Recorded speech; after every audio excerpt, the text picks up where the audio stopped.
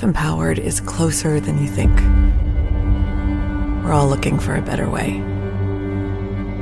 Reimagine what's next with a new sense of exuberance. Why not power on like you mean it?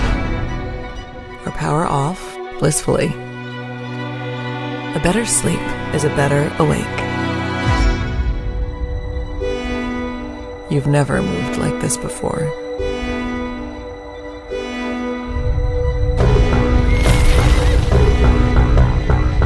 With the energy nature intended.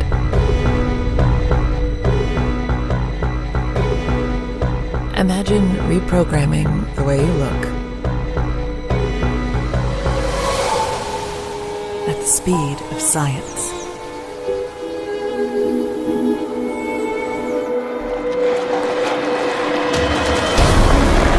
At longevity.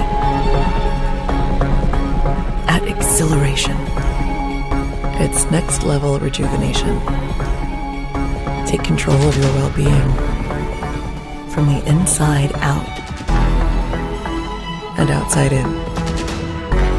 The light within is ready to ignite. Be the light. LifeWave. Pergozi, something, that town's surrounded. And basically they're doing a pincer attack. They're doing a cauldron.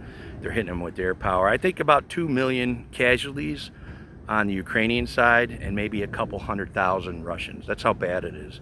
Russians have been dominating 10-1. And the only advantage Ukraine has, a little support, Trump gave them 50 days. They're gonna have a 500% tariff on everybody trading with Russia. That's China, India, Iran. Anybody trading with Russia is gonna get a 500% tariff in 50 days. So Trump is trying to end that war, but Ukraine is getting his ass kicked. And there's really nothing we could do about it. There has to be a truce. But Zelensky's getting paid to keep the war going, so it's kind of hard to do that. I got a couple clips of a guy with a shotgun blowing out a drone. So if you ever got drones around you, the best weapon is double-aught buck. You take some double-aught buck and you aim it at that frickin' drone and blow the hell out of it. So I'm gonna put that clip up front. That's the best way to take out drones is shotguns. And got a couple clips from Syria, the action going on there, how they're pulling guys around like on a leash, like they're dogs. You know, they're raping, chopping heads off, that typical jihad shit. And those are our allies, by the way. The intelligence agency, they put them in there. So that's the problem with Syria. So here's a couple of clips from South Front Telegram. Hope you enjoy. JP out. Ready, man? Let's go. All right. Good boy.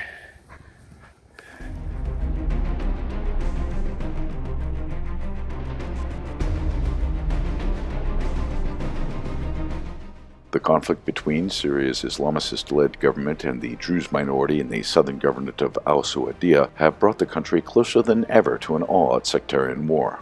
The battle in the southern government broke on July 13th with limited clashes between Druze fighters and Sunni Bedouins. The government, which adopted a sectarian narrative, sided with the Bedouins and launched an attack on the government on July 14th.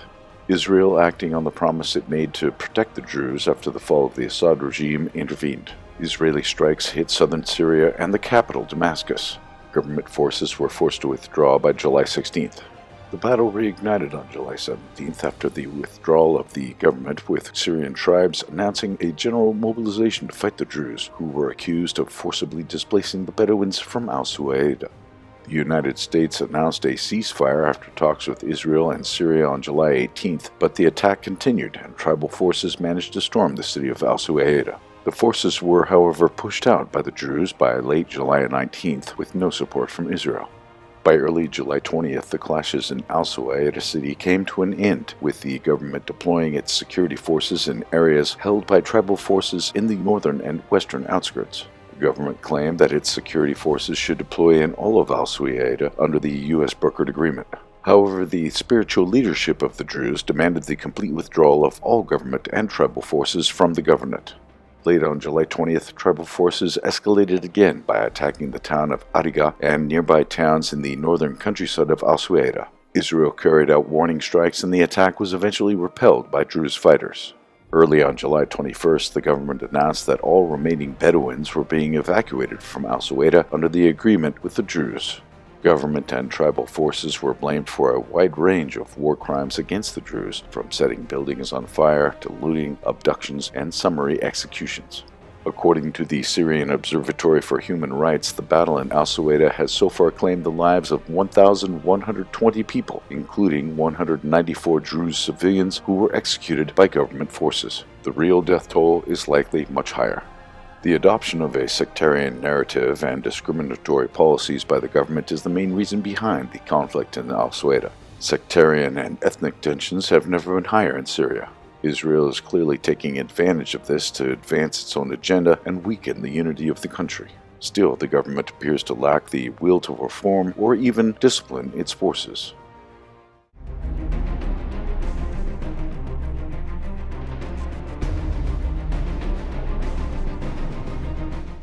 The political landscape surrounding the Ukraine conflict remains volatile as Washington sends mixed signals about its support for Kiev.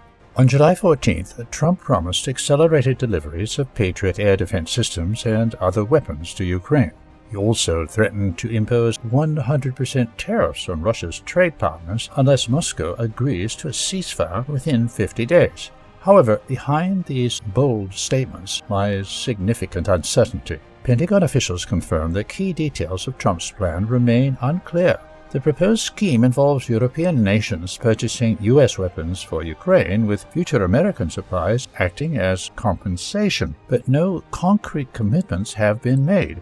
Adding to the confusion, Trump explicitly ruled out sending long-range JASSM missiles to Kiev. The White House also denied reports that Trump had encouraged Zelensky to attack Russian cities, contradicting earlier claims by the Financial Times.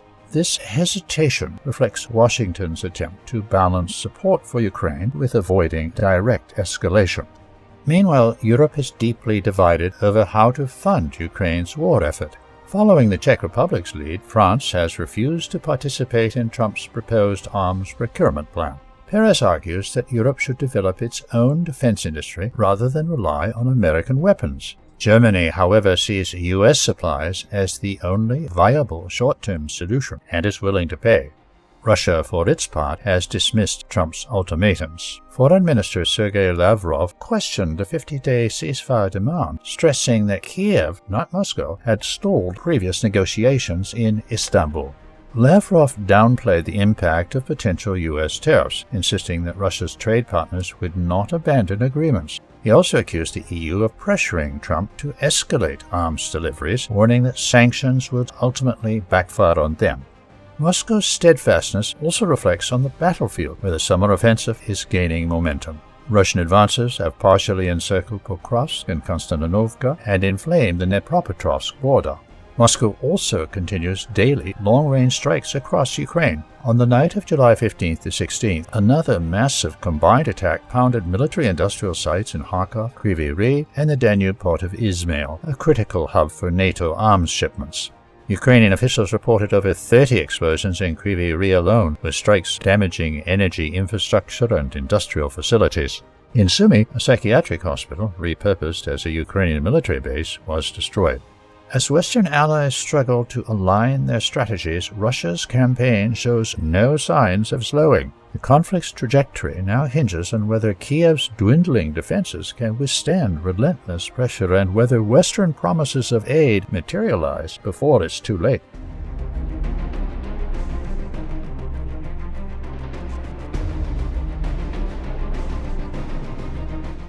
Over the past week, Russian forces intensified their offensive operations across multiple fronts in Ukraine, achieving tactical gains and striking critical Ukrainian rear military infrastructure. The Russian Ministry of Defense declared 5 successful group strikes over the past week. Precision missile and drone attacks targeted recruitment centers, defense industry facilities, airfield infrastructure, and storage sites for drones and unmanned boats, further straining Ukraine's logistical capabilities. Additionally, Russian strikes hit fuel depots and ammunition stockpiles, degrading Kiev's ability to sustain operations. On the ground, Russian troops advanced in several key directions, liberating 10 settlements. In the Donetsk direction, forces from the center grouping secured Mayak and Popov Yar. Meanwhile, the east grouping pushed forward in the southern Donetsk and Zaporozhye directions, capturing Karl Marx and Malinnovka. The Dnieper grouping also made progress in Zaporozhye, taking control of the long-contested town of Kamenskoye. While the central Donbas front lines take the brunt of the Russian assault, the Russian military began flank operations to distract Ukrainian forces. A notable development occurred on the Kharkiv front, where Russian units crossed the state border and launched an assault on Diktarne. According to preliminary reports, the village came under Russian control. At the same time, advances from Milovoye expanded Russia's foothold in the border Kharkiv region. Russian troops secured key terrain, including forested areas spanning approximately 4.5 square kilometers. Meanwhile, in Volchansk, Russian assault units seized a part of an oil plant, a major Ukrainian stronghold, setting the stage for a further advance into the southern part of the city. The Pokros direction saw escalating pressure as Russian forces almost semi-encircled Mianograd. Having solidified their positions in Brazina, they pushed toward Redensky, which is vital for Ukrainian supplies. Fierce battle continues in Novoikminskoye, where Ukrainian troops attempted to stall a Russian breakthrough to the city from the east. Without strategic reinforcements, Ukraine risks losing the entire Pokrovsk agglomeration in a cauldron within weeks. Further south, the east grouping liberated Novohaske, maintaining steady progress in the Dnipropetrovsk direction. The only tactical gain of the Ukrainian military was the recent counterattack in the border Sumy region. Ukrainian troops slightly advanced in an attempt to encircle and cut off a Russian grouping in Kondratovka. Pounded by Russian heavy bombs, Ukrainian soldiers failed to progress. The overall trend suggests the Russian summer campaign is gaining momentum, with Ukrainian forces increasingly stretched thin. While a full collapse of Ukrainian defenses is not imminent, the initiative remains firmly in Russian hands as they exploit vulnerabilities through coordinated strikes and localized offenses.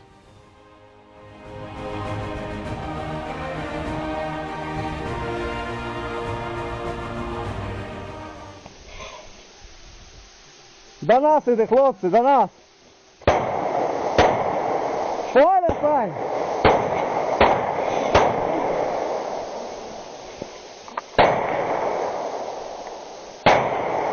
Над нами!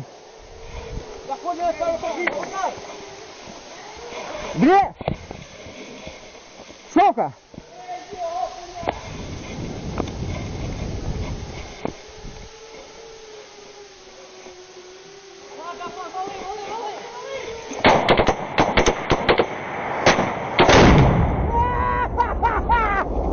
Ебать, ты ему ружье, блядь!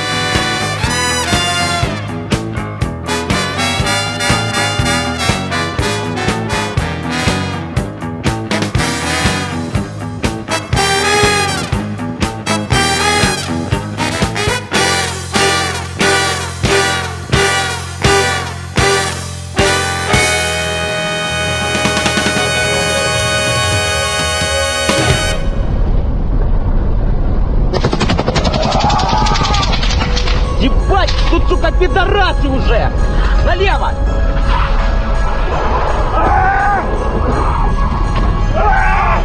Давай, давай!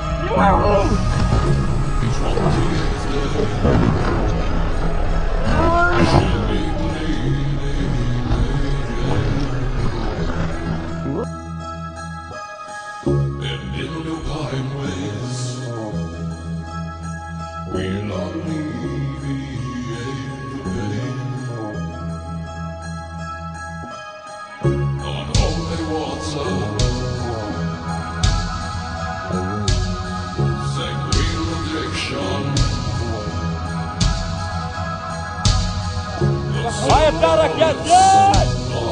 Vai, cara, que adiante! Vai, cara, que adiante! Vai, cara, que adiante! Vai! Vai lá, filho, vai lá!